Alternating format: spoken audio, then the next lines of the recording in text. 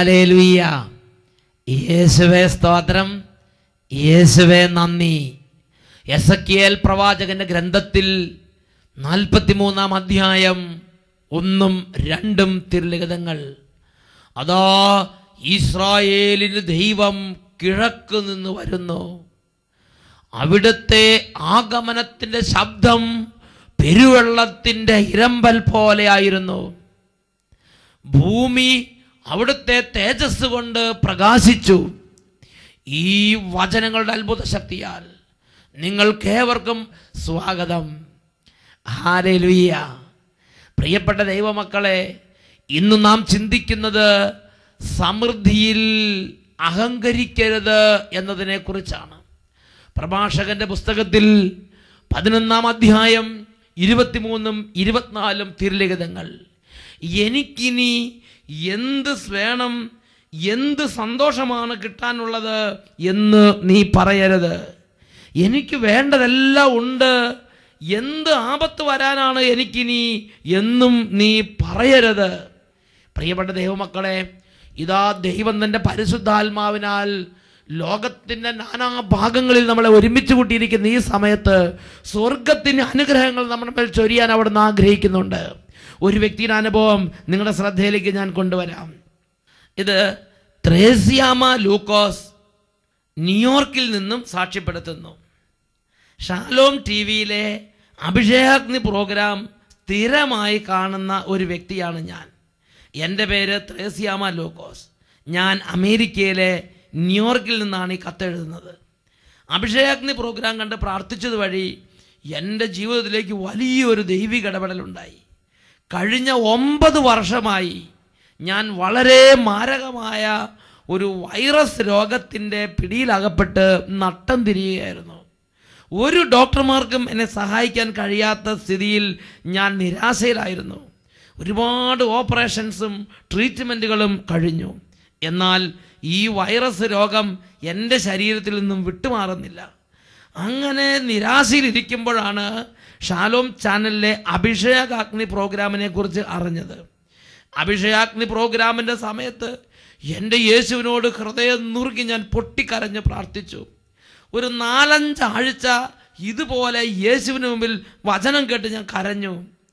അത്ഭുതമെന്ന് പറയട്ടെ, പിന്നീടുള്ള ടെസ്റ്റിൻ്റെ സമയത്ത് ഡോക്ടർമാർ പറയുകയാണ്, വൈറസിൻ്റെ ഒരു അണു പോലും ഇപ്പോൾ ശരീരത്തിൽ കാണുന്നില്ല. എനിക്ക് ഒരുപാട് സന്തോഷം കൊണ്ട് ഞാൻ നിറഞ്ഞു. ഞാൻ ഓടിപ്പോയി ക്രൂശിതനായ കർത്താവിൻ്റെ ക്രൂശിത രൂപത്തെ കെട്ടിപ്പിടിച്ച് ഒരുപാട് നേരം അങ്ങോട്ട് പൊട്ടിക്കരഞ്ഞു. എൻ്റെ ദൈവത്തിന് ഞാൻ കോടാനുകോടി നന്ദി പറയുന്നു. വൈദ്യശാസ്ത്രത്തിന് സാധിക്കാത്തത് ആകാശവും ഭൂമിയും സൃഷ്ടിച്ച എൻ്റെ ദൈവം എനിക്ക് സാധിച്ചു തന്നു. അഭിഷേകാഗ്നിയിലൂടെ സ്വർഗത്തിലെ അഗ്നി ഇറങ്ങുന്നു എന്നുള്ളത് ഞാൻ അനുഭവിച്ചറിഞ്ഞു. ഞാൻ അതിനുശേഷം എല്ലാ ആഴ്ചയും മുടങ്ങാതെ അഭിഷേകാഗ്നി കാണുന്നുണ്ട്. എൻ്റെ ഓരോ മുടിയുടെ കൊഴിയുന്നത് പോലും എൻ്റെ ദൈവം അറിയുന്നുവെന്ന് തിരിച്ചറിവ് കൊണ്ട് എൻ്റെ ദൈവൻ അഭിഷേകം ചെയ്തു. എൻ്റെ ദൈവത്തിന് ഞാൻ കോടാനുകോടി നന്ദി അർപ്പിക്കുന്നു. ത്രേസ്യാമ ലൂക്കോസ് അമേരിക്കയിലെ ന്യൂയോർക്കിൽ നിന്ന് സാക്ഷ്യപ്പെടുത്തുകയാണ്. ഹല്ലേലൂയ. ഈ നിമിഷങ്ങളിൽ പ്രിയപ്പെട്ട ദൈവമക്കളെ, 2 കരങ്ങൾ ഉയർത്തി ഉന്നതത്തിൽ നിന്നുള്ള ഈ അഗ്നി ഇറങ്ങാൻ വേണ്ടി ആഗ്രഹിച്ച് വലിയ ദാഹത്തോടെ കരങ്ങൾ ഉയർത്തി സ്തുതിക്കട്ടെ. Hallelujah, hallelujah, hallelujah. സ്വർഗത്തിൻ്റെ അഭിഷേകം നിറയട്ടെ, ജീവൻ്റെ അഭിഷേകം നിറയട്ടെ, ഉണർവിൻ്റെ അഭിഷേകം നിറയട്ടെ, പ്രാർത്ഥനയുടെ അഭിഷേകം നിറയട്ടെ, കൃപയുടെ അഭിഷേകം നിറയട്ടെ, സൗഖ്യത്തിൻ്റെ അഭിഷേകം നിറയട്ടെ, വിടുതലിൻ്റെ അഭിഷേകം നിറയട്ടെ, സന്തോഷത്തിൻ്റെ അഭിഷേകം നിറയട്ടെ. Hallelujah, hallelujah. യേശുവേ ആരാധന, ആരാധന. യേശുവേ ആരാധന, ആരാധന. യേശുവേ ആരാധന, ആരാധന. യേശുവേ ആരാധന, ആരാധന. യേശുവേ സ്തോത്രം, യേശുവേ നന്ദി. ഹല്ലേലൂയ. പ്രഭാഷകന്റെ പുസ്തകത്തിൽ 11-ാം അധ്യായം 23-24 തിരുലിഖിതങ്ങൾ. എനിക്കിനി എന്ത് സന്തോഷമാണ് കിട്ടാനുള്ളത്, എനിക്കിനി എന്തു വേണം എന്ന് നീ നിന്റെ ഹൃദയത്തിൽ പറയരുത്, ചിന്തിക്കരുത്. വചനം വീണ്ടും പഠിപ്പിക്കുകയാണ്, എനിക്ക് വേണ്ടതെല്ലാം ഉണ്ട്, എനിക്കൊന്നിനും കുറവില്ല, ഇനി എനിക്കൊന്നും ഒരു ചുക്ക് സംഭവിക്കാനില്ല, എല്ലാം ശരിയായി, എൻ്റെ പിള്ളേരുടെ കല്യാണം എല്ലാം കഴിഞ്ഞു, എനിക്ക് ജോലി കിട്ടി, വീടായി, എല്ലാം ശരിയായി, എന്ന് നിന്റെ ഹൃദയം കൊണ്ട് നീ ചിന്തിക്കരുത്, നിന്റെ വാ കൊണ്ട് നീ പറയരുത് എന്ന് ദൈവമായ കർത്താവ് വിശുദ്ധ ലിഖിതങ്ങളിലൂടെ വെളിപ്പെടുത്തുകയാണ്. ഹല്ലേലൂയ. സമൃദ്ധിയിൽ സമൃദ്ധിയിൽ നീ അഹങ്കരിക്കരുത്.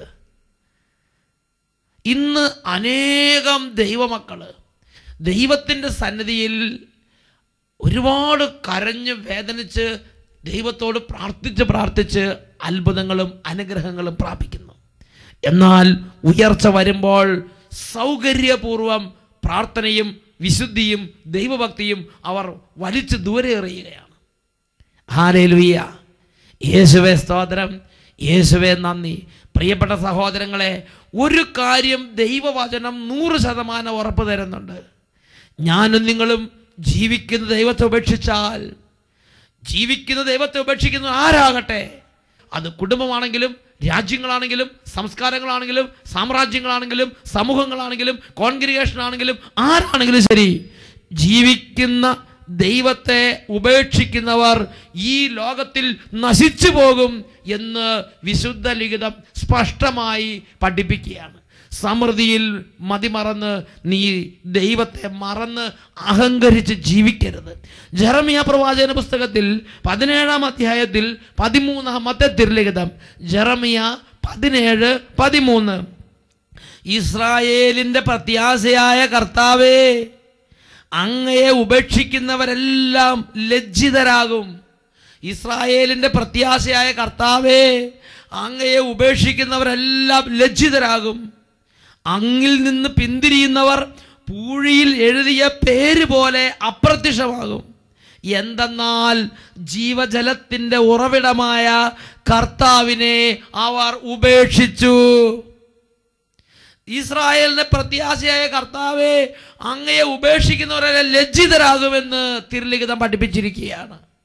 അവർ പൂഴിയിൽ എഴുതിയ പേര് പോലെ അപ്രത്യക്ഷമാകുമെന്ന് പഠിപ്പിച്ചിരിക്കുകയാണ്. കാരണം ജീവജലത്തിന്റെ ഉറവിടമായ കർത്താവിനെ അവർ ഉപേക്ഷിച്ച്. പ്രിയപ്പെട്ട ദൈവമക്കളെ, 2010-ാം ആണ്ടിൽ ഇംഗ്ലണ്ടിലുള്ള മാഞ്ചസ്റ്റർ ബർമിംഗ്ഹാം ദേശത്ത് ദൈവവചന ശുശ്രൂഷയ്ക്ക് വേണ്ടി ചെന്നപ്പോൾ ബഹുമാനപ്പെട്ട സോജി ഓലിക്കലച്ഛൻ്റെ കൂടെ ഒരു കുടുംബത്തെ അച്ഛൻ പരിചയപ്പെട്ടു. ആ കുടുംബത്തിൻ്റെ പ്രത്യേകത ഇങ്ങനെയാണ്. അവർ ഈ കേരളത്തിൽ ഒരു ഗ്രാമത്തിൽ ജീവിച്ചവരാണ്. ഒത്തിരി കഷ്ടപ്പെട്ട് പഠിച്ച് അങ്ങനെ ഒരുപാട് പ്രാർത്ഥിച്ച്, മാതാപിതാക്കന്മാർ പ്രാർത്ഥിച്ച്, ആ ചേട്ടനും പ്രാർത്ഥിച്ച് ദൈവത്തിൻ്റെ അനുഗ്രഹം ഉണ്ടായി. അങ്ങനെ ഇവിടുന്ന് ഒരു ചില്ലി കാശ് മുടക്കാതെ ഇംഗ്ലണ്ടിലേക്ക് അദ്ദേഹത്തിന് വിസയും കിട്ടി, ജോലിക്കുള്ള ഓഫറും കിട്ടി. അങ്ങനെ അവിടെ ചെന്ന് കാര്യങ്ങളെല്ലാം ക്രമീകരിച്ച് വീണ്ടും ഒരു പുതിയ ഇൻ്റർവ്യൂവിന് അദ്ദേഹം പോയി. പുതിയ ഇൻ്റർവ്യൂവിന് ഒത്തിരി പ്രാർത്ഥിച്ചിട്ടാണ് പോയത്. പ്രാർത്ഥിച്ച് ഇൻ്റർവ്യൂവിന് ചെന്നു. ആ ജോലിക്ക് സെലക്ഷൻ കിട്ടി. ആ ചേട്ടൻ പറയുകയാണ്, ആ ജോലി എനിക്ക് അർഹിക്കുന്നതിനേക്കാൾ വലിയ ഉന്നതമായ ശമ്പളമുള്ള ജോലിയാണ്. ആ ജോലിക്ക് സെലക്ഷൻ കിട്ടി തിരിച്ചു വന്നപ്പോൾ നല്ല ഒരു കുപ്പിയും വാങ്ങിച്ചിട്ടാണ് വീട്ടിലേക്ക് വന്നത്. ഈ ജോലി കിട്ടിയ സന്തോഷം ആഘോഷിക്കാൻ വേണ്ടി ഒരു വലിയ കുപ്പി വാങ്ങിച്ച് അദ്ദേഹം വീട്ടിലേക്ക് വന്നു. പ്രിയപ്പെട്ട സഹോദരങ്ങൾ, ദൈവനിന്ദയെന്നല്ലാതെ എന്ത് പറയാൻ? വിനാശകാലെ വിപരീത ബുദ്ധി. അയാളുടെ നാശം അന്ന് ആരംഭിക്കുകയാണ്. പ്രിയപ്പെട്ട സഹോദരങ്ങളെ, അദ്ദേഹം മദ്യപിക്കാൻ തുടങ്ങി. പിന്നീട് ജോലിയിലൊക്കെ കയറി, ഒരുപാട് ശമ്പളമുള്ള ജോലി, ഒരുപാട് സാധ്യതകളുള്ള ജീവിതം. അങ്ങനെ UK ഉയർന്നു വന്നു. അതനുസരിച്ച് ഇയാളുടെ മദ്യപാനവും തോന്നിവാസവും പെരുകി വന്നു. അങ്ങനെ ഏതാനും വർഷങ്ങൾ ജോലി ചെയ്ത് കഴിഞ്ഞപ്പോൾ ഇയാൾ നിയന്ത്രണാതീതമായ മദ്യപാനത്തിന് അടിമയായി. ഈ അടുത്ത കാലത്ത് ഏതാണ്ട് ഒരു വർഷം മുമ്പ് സോജി ഓലിക്കലച്ഛൻ അദ്ദേഹത്തെ കണ്ടുമുട്ടുമ്പോൾ അദ്ദേഹം 24 മണിക്കൂറും മൂക്കറ്റം കുടിച്ച് തല പൊക്കാൻ നിവൃത്തിയില്ലാത്തത് വീട്ടിൽ കിടക്കുന്ന ഒരു സാഹചര്യത്തിലാണ് കണ്ടുമുട്ടുന്നത്. അദ്ദേഹത്തിൻ്റെ മദ്യപാന നിമിത്തം തകർന്ന കുടുംബം, ഭാര്യ, 2 മക്കളെ നാട്ടിൽ കൊണ്ട് കേരളത്തിൽ കൊണ്ട് ആരുടെ വീട്ടിൽ കൊണ്ട് നിർത്തിയിരിക്കുകയാണ്. അങ്ങനെ ആ കുടുംബത്തിൽ അവർക്ക് ഒന്നിച്ച് ജീവിക്കാൻ പറ്റുന്നില്ല. ഭാര്യയ്ക്ക് സമാധാനമില്ല, മക്കൾക്ക് അവരെല്ലാം സകലരുടെ മുമ്പിൽ ലജ്ജിതരാകാൻ തക്കവണ്ണം നശിച്ച ഒരു കുടുംബമായി മാറി. അങ്ങനെ കുടുംബത്തിൽ ഭാര്യ ജോലിക്ക് പോകുമ്പം ഈ ഭർത്താവിൻ്റെ കട്ടിലിൻ്റെ 2 സൈഡിലും 2 ബക്കറ്റ് എടുത്ത് വെച്ച് കൊടുക്കും. എന്നിട്ട് ആ ബക്കറ്റിലേക്ക് ഛർദ്ദിക്കാൻ വേണ്ടിയാണ് ബക്കറ്റ് വെച്ച് കൊടുക്കുന്നത്. ആ ബക്കറ്റിൽ ഛർദ്ദിച്ചിടും. ഭാര്യ ജോലി കഴിഞ്ഞ് വരുമ്പോൾ ആ ബക്കറ്റ് എടുത്ത് കൊണ്ട് കഴുകി വീണ്ടും ബക്കറ്റ് വെച്ച് കൊടുക്കും. അങ്ങനെ ഛർദ്ദിച്ച് വിരകി കിടക്കുന്നൊരു അന്തരീക്ഷം. പ്രിയപ്പെട്ട സഹോദരങ്ങളെ, സോജിയച്ചനും ടീം അംഗങ്ങളും ഈ വാർത്ത അറിഞ്ഞു. അവിടെ ചെന്നു ദൈവമായ കർത്താവിനോട് പൊട്ടിക്കരഞ്ഞ് ഈ മനുഷ്യൻ്റെ പാപത്തിന് വേണ്ടി, ആ നന്ദികേടിന് വേണ്ടി പ്രാർത്ഥിച്ചു. എന്നിട്ട് ഈ മനുഷ്യന് വേണ്ടി അനുഗ്രഹിച്ച് വെഞ്ചരിച്ച് ആ കുടുംബത്തെ വിടുതലിലേക്ക് കൊണ്ടുവന്നു. അങ്ങനെ ഇരിക്കുമ്പോൾ ദൈവത്തിൻ്റെ അത്ഭുത ശക്തി ഈ മനുഷ്യൻ്റെ മേൽ വ്യാപരിച്ചു. ഇദ്ദേഹത്തിന് അനുതാപം ഉണ്ടായി. ഇയാൾ പൊട്ടിക്കരഞ്ഞു, ദൈവമേ വന്ന തെറ്റിനെല്ലാം മാപ്പ് തരണമേ എന്ന് പറഞ്ഞ് നിലവിളിച്ച് കരഞ്ഞു. ദൈവത്തിൻ്റെ അത്ഭുത ശക്തി ഒരിക്കൽ കൂടെ അദ്ദേഹത്തിൻ്റെ ശരീരത്തിലേക്ക് ഇറങ്ങി. അദ്ദേഹം ഒരിക്കൽ പോലും കുടിക്കാൻ പറ്റാത്ത വിധം വ്യത്യാസപ്പെട്ട ഒരു മനുഷ്യനായി മാറി. ഞാൻ 2010 ആണ്ടിൽ ഡിസംബർ മാസത്തിൽ UK ചെല്ലുമ്പോൾ ഒരു വർഷമായി കുറേ മാസങ്ങളായി കുടിക്കാതെ ഒരു തുള്ളി പോലും മദ്യപിക്കാതെ നല്ല വിശുദ്ധി ദൈവത്തെ സ്നേഹിക്കുകയും ശുശ്രൂഷിക്കുകയും ദൈവത്തിന് സാക്ഷ്യം കൊടുക്കുകയും ചെയ്യുന്ന ഒരു വ്യക്തിയായി UK അദ്ദേഹം ഓടി നടക്കുന്നൊരു കാഴ്ചയാണ്. ഞങ്ങൾ വീണ്ടും ദൈവം അദ്ദേഹത്തെ അനുഗ്രഹിച്ച് ഉയർത്തി. പ്രിയപ്പെട്ട സഹോദരങ്ങളെ, ആ കുടുംബത്തിന് അവമാനം പതുക്കെ മാറാൻ തുടങ്ങി. ആ കുടുംബത്തിൻ്റെ ലജ്ജ, നാണം, മറ്റുള്ളവരുടെ അവമാനങ്ങൾ പതുക്കെ നീങ്ങാൻ തുടങ്ങി. ചിന്തിച്ച് നോക്കിക്കേ, ദൈവം അനുഗ്രഹിച്ച് ഉയർത്തിയതാണ്. പക്ഷേ സമൃദ്ധിയുടെ നടുവിൽ ദൈവത്തെ മറന്ന് പാപത്തിലേക്കും തന്നിഷ്ടത്തിലേക്കും പോയി. അതിൻ്റെ പരിണതഫലമായി എന്തുണ്ടായി? ആ കുടുംബം മുഴുവൻ നാശത്തിലും അപമാനത്തിലും ലജ്ജയിലുമായി. ഇത് തന്നെ ഇസ്രായേൽക്കാരുടെ ചരിത്രത്തിൽ നമുക്ക് കാണാൻ സാധിക്കുന്നില്ലേ? ഇസ്രായേൽക്കാരുടെ ചരിത്രത്തിൽ നെഹമ്യ പ്രവാചകന്റെ ഗ്രന്ഥത്തിൽ നമുക്ക് നോക്കാം. നെഹമ്യ പ്രവാചക ഗ്രന്ഥത്തിൽ 1-ാമത്തെ അധ്യായം, അവിടെ നെഹമ്യ എന്ന് പറയുന്ന ഒരു ദൈവദാസൻ, ആ ദൈവദാസൻ ബാബിലോൺ പ്രവാസികളുടെ കൂടെ ജീവിക്കുകയാണ്. ബാബിലോൺ പ്രവാസികളുടെ കൂടെ ജീവിക്കുമ്പോൾ ഇസ്രായേൽ നാട്ടിൽ നിന്ന്, ജെറൂസലേമിൽ നിന്ന് ഒരു പൈതൽ ഈ ബാബിലോണിലേക്ക് എത്തിച്ചേർന്നു. ഉടനെ നെഹമ്യ ചോദിച്ചു, എന്താണ് നമ്മുടെ ജെറൂസലേമിലെ സ്ഥിതി? 70 വർഷങ്ങൾക്ക് മുമ്പ് ജെറുസലേമിൽ നിന്ന് ഇവരെ അടിമകളാക്കി ബാബിലോണിലേക്ക് കൊണ്ടുവന്നതാണ്. ജെറുസലേമിലെ കാര്യമൊന്നും അറിയാൻ പാടില്ല. അതുകൊണ്ട് ഈ 70 വർഷത്തിനുള്ളിൽ ജെറുസലേമിൽ എന്താണ് ഉണ്ടായത് എന്ന് നെഹമ്യ ചോദിച്ചു. അപ്പോൾ നെഹമ്യ കേട്ട വാർത്ത ഇതാണ്. നെഹമ്യയുടെ പുസ്തകം 1-ാം അധ്യായത്തിലെ 3-ാമത്തെ തിരുലിഖിതം. പ്രവാസത്തെ അതിജീവിച്ച് ദേശത്ത് കഴിയുന്നവർ കഷ്ടതയിലും അപമാനത്തിലുമാണ്. ജെറൂസലേം മതിലുകൾ തകർന്ന് തരിപ്പണമായി അഗ്നിക്കിരയായി അതേപടി കിടക്കുന്നു. 70 വർഷമായി ജെറൂസലേമിൻ്റെ മതില് അഗ്നിക്കിരയായി ചാരക്കൂമ്പാരമായി അങ്ങനെ കിടക്കുകയാണ്. ഇസ്രായേലിൽ അവശേഷിക്കുന്നവർ അപമാനിതരും ലജ്ജിതരും നിന്ദിതരുമായി അങ്ങനെ അപമാനത്തിലും നിന്ദയിലും കഴിയുകയാണ്. ഒരു ജനതയുടെ പാപത്തിൻ്റെ പരിണത ഫലമാണത്. എന്താണ് ഈ ജനതയുടെ പാപം? ഈ ജനതയെ ദൈവം സ്നേഹിച്ച്, യഹൂദ ജനത്തെ ദൈവം സ്നേഹിച്ച്, ദൈവത്തിൻ്റെ സ്വന്തം ജനമായി എടുത്ത്, ദൈവത്തിൻ്റെ സ്വന്തം ജനമെന്ന സ്ഥാനം കൊടുത്ത്, ദൈവത്തിൻ്റെ സ്വന്തം ജനമെന്ന നിലയിൽ വലിയ അത്ഭുതങ്ങളിലൂടെയും അടയാളങ്ങളിലൂടെയും ആ ജനത്തെ വളർത്തിക്കൊണ്ടുവന്നു. നല്ല നല്ല രാജാക്കന്മാരെ കൊടുത്തു. എന്നാൽ രാജാക്കന്മാരും ജനങ്ങളും ഒന്നടങ്കം ജീവിക്കുന്ന ദൈവത്തെ ഉപേക്ഷിച്ചു പോയി എന്നുള്ളതല്ലേ ചരിത്രം. ദാവീദിൻ്റെ കാലഘട്ടം തൊട്ട് യൂദയാ രാജ്യത്തിലും ഇസ്രായേൽ രാജ്യത്തുമായിട്ട് ഏതാണ്ട് 10-20ഓളം രാജാക്കന്മാരെ ദൈവം കൊടുത്തു. ഈ 20 രാജാക്കന്മാരുടെ കാലഘട്ടത്തിലും അവർ ദൈവത്തെ കഠിനമായി ഉപേക്ഷിച്ച് അന്യദൈവ ആരാധനകൾക്കും തന്നിഷ്ടത്തിനും വെറിക്കൂത്തുകൾക്കും പാപത്തിനും വേണ്ടി തങ്ങളുടെ ജീവിതത്തെ സമർപ്പിച്ച്, ഈ 20 രാജാക്കന്മാരുടെ കാലഘട്ടങ്ങളിലും ദൈവം മാറി മാറി പ്രവാചകന്മാരെ അയച്ചു. അതിനെക്കുറിച്ച് ദിനവൃത്താന്തത്തിന്റെ 2-ാമത്തെ പുസ്തകത്തിൽ 36-ാമത്തെ അധ്യായത്തിൽ 15-16 വാക്യങ്ങൾ നമ്മൾ വായിക്കുന്നുണ്ട്. പിതാക്കന്മാരുടെ ദൈവമായ കർത്താവ് തൻ്റെ ജനത്തോടും വാസസ്ഥലത്തോടും കരുണ തോന്നി അവരുടെ അടുത്തേക്ക് തുടർച്ചയായി ദൂതന്മാരെ അയച്ചുകൊണ്ടിരുന്നു. അവർ വിശുദ്ധ ജീവിതം നയിക്കുമ്പം വിശുദ്ധ ജീവിതത്തിൽ നിന്ന് ഒരു പടി കൂടി വിശുദ്ധ ജീവിതത്തിൽ നയിക്കാൻ വേണ്ടി അല്ല ദൂതന്മാരെ അയച്ചത്. അവർ ജീവിക്കുന്ന ദൈവത്തെ ഉപേക്ഷിച്ച് അവിശ്വസത കാണിച്ച് അഹങ്കരിച്ച് സമൃദ്ധിയിൽ മതിമറന്ന് അഹങ്കരിച്ച് ദൈവത്തെ ഉപേക്ഷിച്ചപ്പോൾ, ദൈവത്തെ വിട്ട് തന്നിഷ്ടപ്രകാരം രാജ്യം ഭരിക്കാൻ തുടങ്ങിയപ്പോൾ, ദൈവത്തെ വിട്ട് തന്നിഷ്ടപ്രകാരം കുടുംബങ്ങൾ രൂപപ്പെടുത്താൻ തുടങ്ങിയപ്പോൾ, ദൈവത്തെ വിട്ട് തന്നിഷ്ടപ്രകാരം സമൂഹത്തിന് രൂപം കൊടുക്കാൻ തുടങ്ങിയപ്പോൾ പിതാവായ ദൈവത്തിന് മനസ്സിലായി ഇതുങ്ങളെല്ലാം കൂടി നാശത്തിലേക്ക് പോവുകയാണ്, ഇതുങ്ങളെല്ലാം കൂടി നിത്യാഗ്നിയിലേക്ക് പോവുകയാണ്, ഇതുങ്ങളെല്ലാം കൂടി കൂട്ടനാശത്തിലേക്ക് പോവുകയാണ്. അതുകൊണ്ട് പിതാക്കന്മാരുടെ ദൈവമായ കർത്താവ് തൻ്റെ ജനത്തോടും വാസസ്ഥലത്തോടും കരുണ തോന്നി അവരുടെ അടുത്തേക്ക് തുടർച്ചയായി സ്വർഗത്തിൻ്റെ ദൂതന്മാരെ അയച്ചുകൊണ്ടിരുന്നു. എന്നാൽ അവർ ദൈവത്തിൻ്റെ ദൂതന്മാരെ പരിഹസിക്കുകയും അവരുടെ വാക്കുകളെ പുച്ഛിച്ചു തള്ളുകയും പ്രവാചകന്മാരെ അവഹേളിക്കുകയും ചെയ്തുകൊണ്ടേയിരുന്നു. ദൈവം ദൂതന്മാരെ അയച്ചുകൊണ്ടിരുന്നു, ജനം അവരെ പുച്ഛിച്ചുകൊണ്ടേയിരുന്നു എന്ന് 2 ദിനവൃത്താന്തം 36-ാം അധ്യായത്തിൽ 15-ഉം 16-ഉം തിരുലിഖിതങ്ങളിൽ നാം വായിക്കുകയാണ്. ഹല്ലേലൂയ. എന്താ അതിൻ്റെ പരിണത ഫലം ഉണ്ടായത്? ജീവിക്കുന്ന ദൈവത്തെ ഉപേക്ഷിക്കുന്നവർ ലജ്ജിതരാകുമെന്ന് വചനം പഠിപ്പിച്ചിട്ടില്ലേ? അത് തന്നെ സംഭവിച്ച്. അതാണ് 2 ദിനവൃത്താന്തം അതിൽ 36-ാം അധ്യായത്തിൽ 19-ഉം 20-ഉം തിരുലിഖിതങ്ങൾ. ആ ദേശത്തിൻ്റെ മേൽ കഠിനമായ പ്രത്യാഘാതം ഉണ്ടായി. ആ രാജ്യത്തിൻ്റെ മേൽ ശത്രുക്കളുടെ ആധിപത്യം ഉണ്ടായി. ബാബിലോൺ രാജാവായ നെബൂഖദ്നേസറും അദ്ദേഹത്തിൻ്റെ പരിവാരങ്ങളും ഈ രാജ്യത്തിൻ്റെ മേൽ ഇരച്ചു കയറി. ആ രാജ്യത്തെ അവർ വരുതിക്കുള്ളിലാക്കി. അവിടെ ഉണ്ടായിരുന്ന നിരവധി പേരെ വാളിനിരക്കി വെട്ടി തുണ്ടം തുണ്ടമായി മുറിച്ച് ദൂരെ എറിഞ്ഞ് പട്ടിക്കും പറവയ്ക്കും ഭക്ഷണമായി ഇട്ടുകൊടുത്ത്. ബാക്കി കുറച്ച് പേരുണ്ടായിരുന്നു. അവരെ പിടിച്ചു കെട്ടി ചങ്ങല കൊണ്ട് കൈയും കാലും കൊണ്ട് കെട്ടി, എന്നിട്ട് ചങ്ങലക്കിട്ട് പൂട്ടിയിട്ട് ജെറുസലേമിൽ നിന്ന് ബാബിലോൺ വരെ 1100 കിലോമീറ്റർ അവരെ നടത്തി ചാട്ടയ്ക്കടിച്ച് നടത്തി ബാബിലോൺ വരെ എത്തിച്ച്. അങ്ങനെ അപമാനിത നിന്ദിതരുമായി ചാട്ടയടി കൊണ്ട് ഈ പ്രഭുക്കന്മാർ, ഈ വലിയ വലിയ ആളുകൾ, ഈ പവിഴത്തെ പോലെ സ്വർണ്ണ നിറമുള്ളവർ ചാട്ടയടി കൊണ്ട് 1100 കിലോമീറ്റർ നടന്ന് ജെറുസലേമിൽ നിന്ന് ബാബിലോൺ വരെ പോകേണ്ടി വന്ന്. എന്നിട്ട് നെബൂഖദ്നേസർക്കും അവൻ്റെ പുത്രന്മാർക്കും കാലാകാലങ്ങളായി അടിമ വേല ചെയ്ത് ബാബിലോണിൽ ജീവിക്കുകയാണ്. എട്ടും പൊട്ടും തിരിയാത്തവരും പൊട്ടന്മാരും നടക്കാൻ പറ്റാത്തവരും രോഗികളും രാജ്യത്തേക്ക് കൊണ്ടുപോയി ബാധ്യതയാകുന്നവരുമായ ചട്ടന്മാരും പൊട്ടന്മാരുമായ കുറച്ച് പേരുണ്ടായിരുന്നു. അവരെ ആ ദേശത്ത് ജെറുസലേമിൽ തന്നെ ഉപേക്ഷിച്ചിട്ട് അവർ പോയി. അതാണ് നെഹമ്യാ പ്രവാചകന്റെ പുസ്തകം 1-ാം അധ്യായം 3-ാം വാക്യത്തിൽ വായിക്കുന്നത്. ജെറുസലേമിൽ പ്രവാസത്തെ അതിജീവിച്ച് അവിടെ കഴിഞ്ഞിരുന്ന കുറച്ച് പൊട്ടന്മാരുണ്ടായിരുന്നു. അവരും അപമാനത്തിന് എന്തെങ്കിലുമാണ്.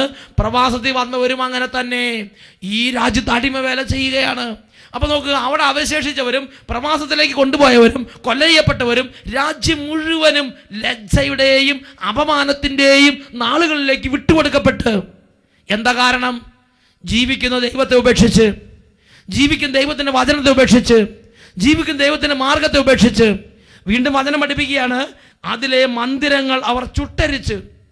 ഈ പ്രഭുക്കന്മാരും ഈ പാല് പോലെ വെളുത്തവരും ഈ പവിഴം പോലെ നിർമ്മലനുമായ ഈ പ്രഭുക്കന്മാരും വലിയ വലിയ ധനാട്യന്മാരും ജീവിച്ചിരുന്ന അവരുടെ മണിമന്ദിരങ്ങളെല്ലാം ഈ നെബൂഖദ്നേസറും സൈന്യനിരകളും വന്ന് ചുട്ടരിച്ച് ചാരക്കൂമ്പാരമാക്കി.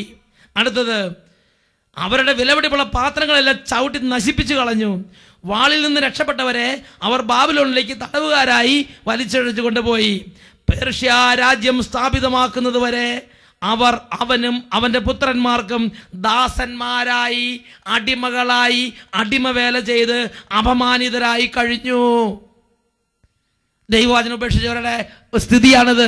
അടുത്തത്, അങ്ങനെ ജെറമിയ വഴി കർത്താവ് അരുളി ചെയ്ത വചനം പൂർത്തിയായി. ദേശം അതിൻ്റെ സാബത്ത് ആചരിച്ചു. 70 വർഷം പൂർത്തിയാകുന്നത് വരെ ശൂന്യമായി കിടന്ന നാളുകൾ അത്രയും ദേശം സാബത്ത് ആചരിച്ചു. യവന്മാർ അവിടെ ജീവിച്ചിരുന്ന കാലത്ത് ദേശത്തിന് സാബത്ത് കൊടുത്തില്ല. ആ വിശുദ്ധ ദിവസത്തിൽ പോലും, സാബത്ത് ദിവസത്തിൽ പോലും തലങ്ങും വിലങ്ങും ഓടി നടന്നവർ അധ്വാനിച്ച് പല കാര്യത്തിലുള്ളത് ചെയ്തു. ആ ദേശത്തിന് സാബത്ത് കിട്ടിയിട്ടില്ല. അതുകൊണ്ട് വിശുദ്ധ ലിഖിതം പഠിപ്പിക്കുകയാണ്, ജെറമിയ പ്രവചിച്ചതുപോലെ 70 വർഷങ്ങൾ ആ ദേശം ശൂന്യമായി കടന്നു. ശൂന്യമായി കടന്ന കാലങ്ങളൊക്കെയും ദേശം സാബത്ത് ആചരിച്ചു. ഹല്ലേലൂയ. പ്രിയപ്പെട്ട സഹോദരങ്ങളെ, ഇത് ഞാനും നിങ്ങളും മറക്കാതെ സൂക്ഷിക്കേണ്ട ഒരു സത്യമാണ്. ദൈവത്തെ ഉപേക്ഷിക്കുന്ന, ജീവിക്കുന്ന ദൈവത്തെ ഉപേക്ഷിക്കുന്ന കുടുംബമാണെങ്കിലും രാജ്യമാണെങ്കിലും ജനതകളാണെങ്കിലും ഗോത്രങ്ങളാണെങ്കിലും വംശങ്ങളാണെങ്കിലും ആര് തന്നെയാണെങ്കിലും ശരി, അവർ ഉപേക്ഷിക്കപ്പെടും, അവർ നശിപ്പിക്കപ്പെടും എന്ന് ചരിത്രത്തിൽ നിന്ന് വായിക്കുകയാണ്. റോമ സാമ്രാജ്യത്തിന്റെ സ്ഥിതി എന്താ? ജീവിക്കുന്ന ദൈവത്തെ ഉപേക്ഷിച്ചു. ആ സാമ്രാജ്യം ചരിത്രത്തിൽ നിന്ന് നിഷ്ക്രമിച്ച് ആ സംസ്കാരം പോലും അസ്തമിച്ചു പോയില്ലേ? അതുപോലെ ഓരോ രാജ്യങ്ങളുടെ സ്ഥിതി എടുത്തു നോക്കുക. ദൈവത്തെ ഉപേക്ഷിച്ച ഓരോ രാജ്യങ്ങളും, ദൈവത്തെ ഉപേക്ഷിച്ച ഓരോ കുടുംബങ്ങളും ഇന്നല്ലെങ്കിൽ നാളെ അത് തകർച്ചയുടെയും വേദനയുടെയും കഥ പറയുന്ന കുടുംബങ്ങളായി ലോകത്തിൽ മാറുന്നു എന്നുള്ളതാണ് എനിക്ക് നിങ്ങൾക്ക് ചുറ്റുമുള്ള സത്യം. Price the Lord. ഈ നിമിഷങ്ങളിൽ നമുക്ക് എഴുന്നേറ്റ് നിൽക്കാം. നിയമാവർത്തന പുസ്തകത്തിൽ 28-ാം അധ്യായത്തിൽ 47-48 തിരുലിഖിതങ്ങൾ. എല്ലാറ്റിലും സമൃദ്ധി ഉണ്ടായപ്പോൾ തികഞ്ഞ ആഹ്ലാദത്തോടെ നീ നിന്റെ ദൈവമായ കർത്താവിന് ശുശ്രൂഷ ചെയ്തില്ല. അതിനാൽ കർത്താവ് നിനക്കെതിരെ അയക്കുന്ന ശത്രുക്കൾക്ക് വേണ്ടി നീ വിശപ്പും ദാഹവും നഗ്നതയും പരമദാരിദ്ര്യവും സഹിച്ചുകൊണ്ട് വേല ചെയ്യേണ്ടി വരും. നീ നശിക്കുന്നത് വരെ നിന്റെ കഴുത്തിൽ ഇരുമ്പ് നഖം ഉണ്ടായിരിക്കും എന്ന് തിരുലിഖിതം പഠിപ്പിക്കുകയാണ്. 2 കരങ്ങളും തുറന്നു പിടിച്ച് കരങ്ങൾ ഉയർത്തി അല്പനേരം സ്തുതിക്കാം.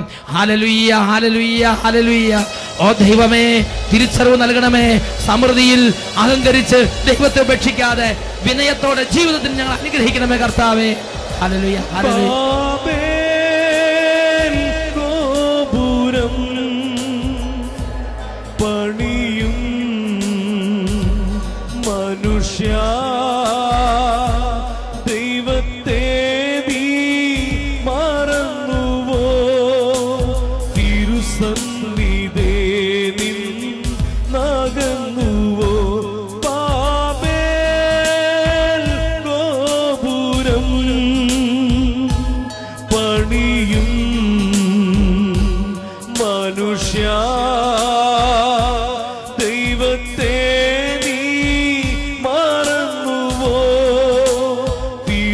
തിരുസന്നിധേ നിന്നകന്നുവോ.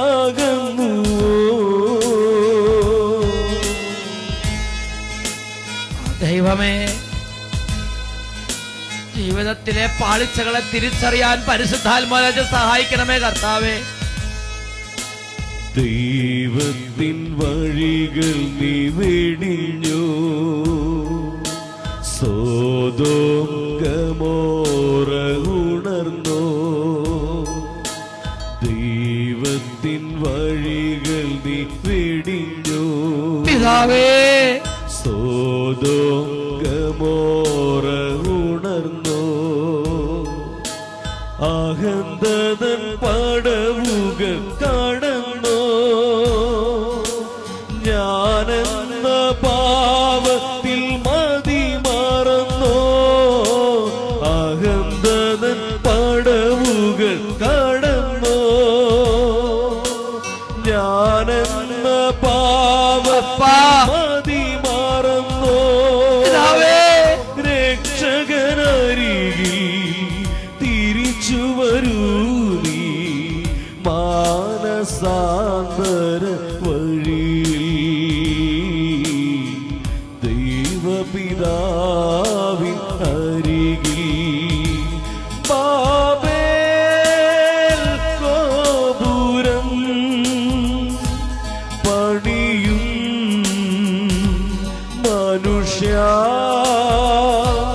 ദൈവത്തെ നീ മറന്നുവോ. തിരുസന്നിധേ നിന്നകന്നുവോ, തിരുസന്നിധേ നിന്നകന്നുവോ.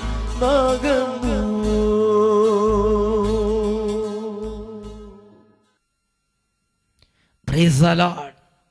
ഹല്ലേലൂയ. ദൈവ തിരുനാമത്തിന് മഹത്വമുണ്ടാകട്ടെ. ഹല്ലേലൂയ. മറനാഥ. Come, Lord Jesus.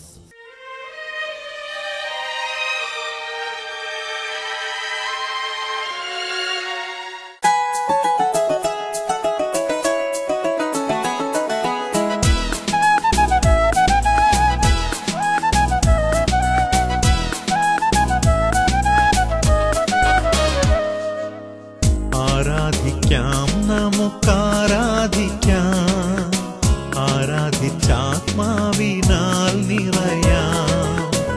ആരാധിക്കാം, നമുക്കാരാധിക്കാം, ആരാധിച്ചഭിഷേകത്താൽ നിറയാം. ആരാധന എന്നും ആരാധന, എൻ്റെ ജീവന്റെ നാഥന് ആരാധന.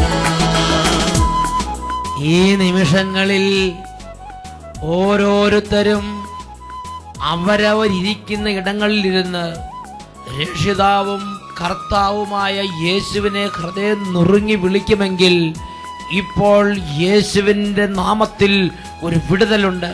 നിങ്ങൾ ഇരിക്കുന്ന സ്ഥലത്ത് തന്നെ ഇരുന്ന് രണ്ട് കരങ്ങളും ഈശോയിലേക്ക് ഉയർത്തി എത്രമാത്രം തീഷ്ണത യേശുവിനെ വിളിക്കാമോ അത്രയും തീഷ്ണതയോടെ, അത്രയും നാളത്തോടെ, അത്രയും ഉറക്കെ യേശുവിനെ വിളിക്കട്ടെ. ഈശോയേ,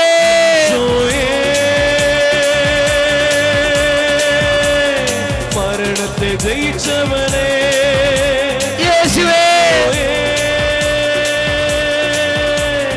മരണത്തെ ജയിച്ചവനെ, കർത്താവായി അധിപതിയായി എന്നെന്നും നീ പാടണമേ. യേശുവേ, കർത്താവായി യേശുവേ, അധിപതിയായി യേശുവേ, എന്നും നീ യേശുവേ, പാടണമേ.